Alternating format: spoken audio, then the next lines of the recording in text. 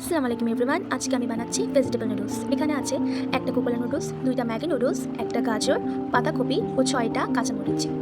সবজিগুলো সেদ্ধ হয়ে আসলে এর মধ্যে আমরা নুডলস ছেড়ে দিব। ফুল সেদ্ধ হয়ে আসলে এটা আমরা ছেঁকে নিব।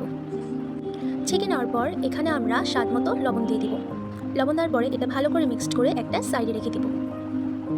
এরপর আমরা নিব তেল, এর মধ্যে দিয়ে দিচ্ছি পেঁয়াজ। পেঁয়াজটা বেরেস্তা করা যাবে না, পেঁয়াজটা একটু নরম হয়ে আসলে এটা সাইডে সরিয়ে নিব। এরপর আমরা এখানে দিব 3টা ডিম। ডিমগুলো আমরা একদম কুচি কুচি করে নিব। দেখুন, ঠিক এভাবেই কুচি কুচি করতে হবে। ভালোভাবে কুচি করা হয়ে গেলে ডিমগুলো পেঁয়াজের সাথে মিশিয়ে নিচ্ছি। এরপর এর মধ্যে দিয়ে দিব স্বাদ মতো লবণ। এরপরে দিয়ে দিব soya sauce, chilli sauce, tomato sauce এবং এগুলো আমরা ভালো করে মিক্সড করে নেব। দেখুন ঠিক এভাবেই কত সুন্দর হয়েছে কালারটা। এরপর আমরা এর মধ্যে দিয়ে দেব একটা ম্যাগি মশলা, অবশ্যই নুডলসের মশলা। ভালো করে মিক্সড করে নেব। এবার আমরা এর ভিতর নুডলস ছেড়ে দিচ্ছি।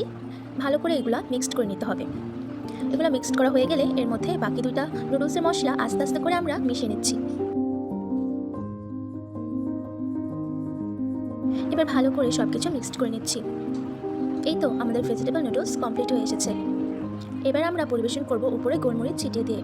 দেখুন দেখতে কত সুন্দর হয়েছে, খেতে আরও মজা। আজ এই পর্যন্তই। আল্লাহ হাফেজ।